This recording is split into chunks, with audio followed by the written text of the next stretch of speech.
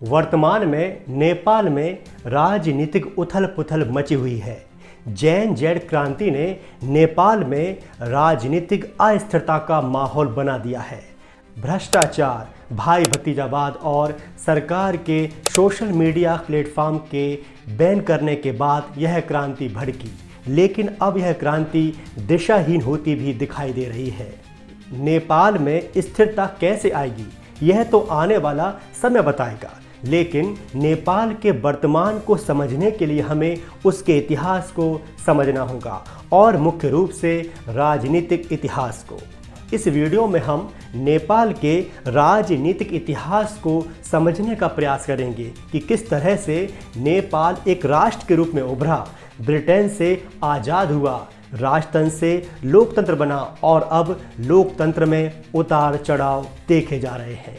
कहानी की शुरुआत होती है 18वीं सदी के अंत और 19वीं सदी की शुरुआत से, जब गोरखा पहचान ने कुछ ऐसा जोर पकड़ा कि बाकी सब पहचानों और सूबों ने एकजुट होकर हिमालय की गोद में बसे नेपाली राष्ट्र की नींव रखी।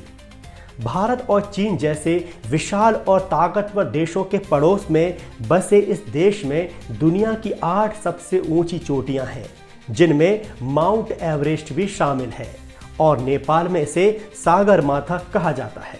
आपको बता दूं कि भारत और नेपाल के बीच 1751 किलोमीटर लंबी सीमा लगती है, जो सिक्किम, पश्चिम बंगाल, बिहार, उत्तर प्रदेश और उत्तराखंड से गुजरती है।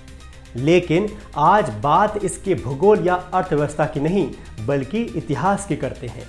तो चलिए शुरू करते हैं नेपाल के इतिहास की कहानी।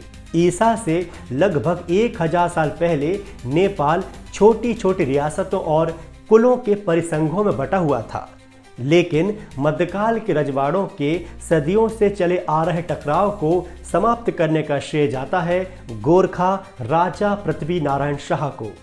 ये राजा पृथ्वी नारायण शाह थे जिन्होंने 1765 में नेपाल की एकता की मुहिम की शुरुआत की और 1768 तक इसमें सफल हो गए और यहीं से आधुनिक नेपाल का जन्म हुआ। इसके बाद शाह राजवंश के 5वें राजा राजेंद्र विक्रम शाह के शासनकाल में ब्रिटिश ईस्ट इंडिया कंपनी ने नेपाल की सीमा के कुछ इलाकों पर अधिकार कर लिया था और इसका परिणाम ये हुआ कि 1815 में एक युद्ध छिड़ गया, जिसका अंत सुगौली संधि से हुआ। इसके बाद नेपाल के राज परिवार में गुटबाजी बढ़ना शुरू हुई, जिसका परिणाम हुआ राजनीतिक अस्थिरता। 1846 में राजा सुरेंद्र विक्रम शाह के शासनकाल में जंग बहादुर राणा एक शक्तिशाली सैन्य कमांडर के रूप में उभरे और उनके प्रभाव को कम करने के लिए रानी ने षड्यंत्र रचा। भयंकर लड़ाई हुई, रानी के सैकड़ों समर्थक मारे गए, लेकिन इसका परिणाम उल्टा ही निकला। जंग बहादुर राणा और पावरफुल बनकर उभरे। इसके बाद राज परिवार उनकी शरण में चला गया और प्रधानमंत्री पद वंशानुगत हो गया। राणा परिवार अंग्रेजों का समर्थक था। उसने भारत में हुई 1857 की क्रांति में विद्रोहियों के खिलाफ अंग्रेजों का साथ दिया था और यही कारण है कि 1923 में ब्रिटेन और नेपाल के बीच एक संधि हुई, जिसके अधीन नेपाल की स्वतंत्रता को स्वीकार कर लिया गया। इस तरह से नेपाल स्वतंत्र हो जाता है ब्रिटेन से। लेकिन आज़ादी के कुछ वर्षों के बाद ही नेपाल में लोकतांत्रिक शुरुआत की मांग होने लगती है। 1940 के दशक में नेपाल में लोकतंत्र समर्थक आंदोलन जोर पकड़ने लगते हैं और वहां के राजनीतिक दल राणा की तानाशाही की आलोचना करने लगते हैं।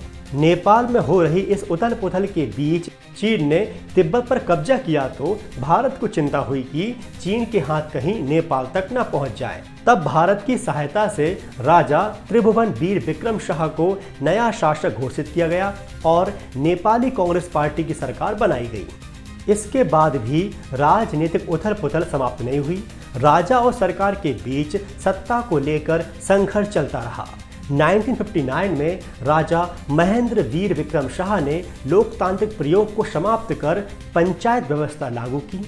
1972 में राजा वीरेंद्र विक्रम शाह ने राजकाज संभाला और इसके करीब 17 साल बाद 1989 में एक बार फिर लोकतंत्र के समर्थन में जन आंदोलन शुरू हुआ और राजा वीरेंद्र विक्रम शाह को संवैधानिक सुधार स्वीकार करने पड़े। इसके साथ ही नेपाल में मई 1991 में पहली बहुदलीय संसद का गठन हुआ, लेकिन इतिहास को कुछ और मंजूर था। 1996 आते आते देश में माओवादी आंदोलन का प्रारंभ हो गया।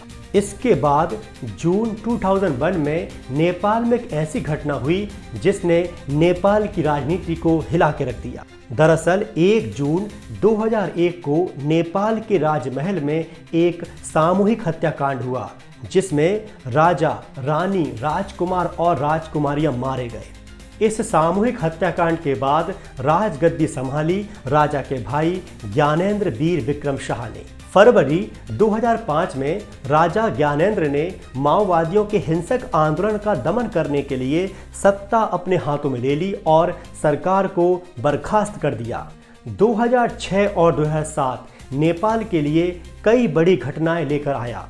नवंबर 2006 में सरकार ने माओवादियों के साथ शांति समझौते पर हस्ताक्षर किए और इस तरह से लंबे समय से चला आ रहा हिंसक संघर्ष समाप्त हुआ। इसके बाद जनवरी 2007 में माओवादी अस्थायी संविधान की शर्तों के तहत संसद में दाखिल हुए। इसी साल अप्रैल में माओवादी अंतरिम सरकार में शामिल हुए और राजनीतिक मुख्यधारा का हिस्सा बन गए। माओवादी संसद में पहुंचने भर से खुश नहीं थे और वे अंतरिम सरकार से बाहर हो गए और उसके बाद उन्होंने राजशाही खत्म करने की मांग की, जिसके कारण नवंबर में होने वाले चुनाव को टाल दिया गया।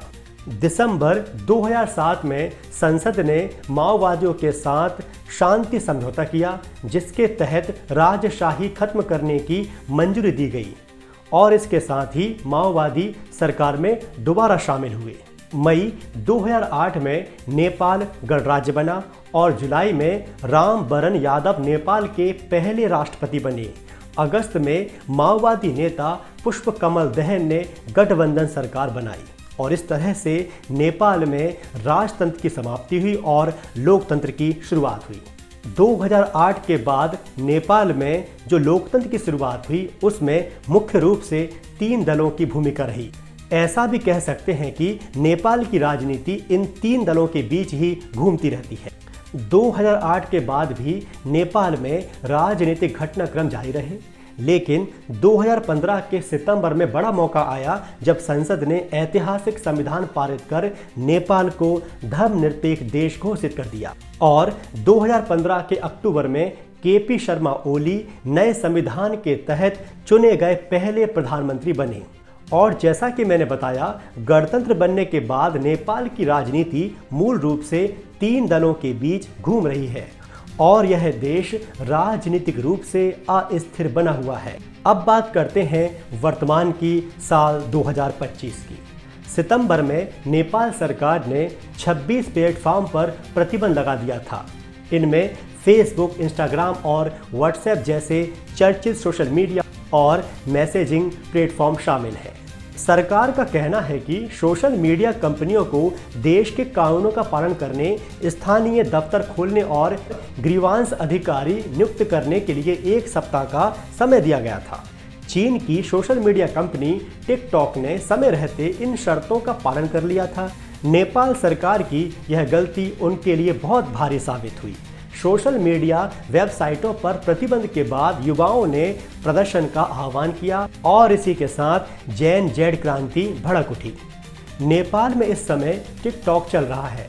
प्रदर्शन के आयोजकों ने टिकटॉक पर कई वीडियो शेयर कर युवाओं से प्रदर्शन में शामिल होने की अपील की। टिकटॉक पर नेपो बेबी ट्रेंड भी चलाया गया, जिसमें नेताओं के बच्चों के ऐशो आराम भरे जीवन की तस्वीरें और वीडियो पोस्ट किए गए।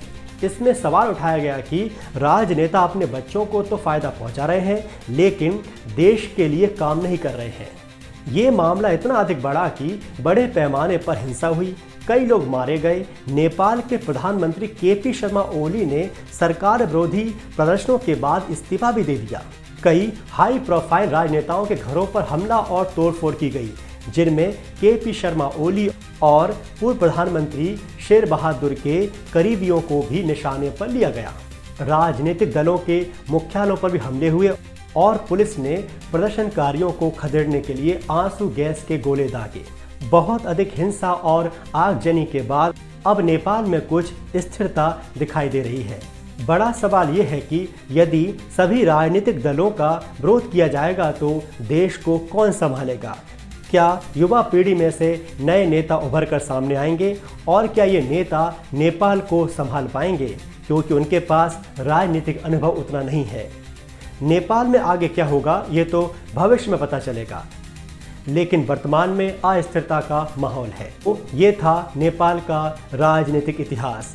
हमने समझा कि पहले नेपाल में राजवंश था, उसके बाद राजवंश के साथ साथ संसद भी चलती रही, लेकिन समय बदलता गया और राजतंत्र के बाद नेपाल में लोकतंत्र की स्थापना हुई। लोकतंत्र की शुरुआत 2008 में हुई और संविधान के तहत लोकतंत्र 2015 में आगे बढ़ा। वर्तमान में अस्थिरता भले ही है, लेकिन नेपाल को स्थिर होकर शांतिपूर्ण ढंग से अब आगे बढ़ना होगा, क्योंकि शांति होगी तो समाधान भी आसानी से मिल जाएंगे।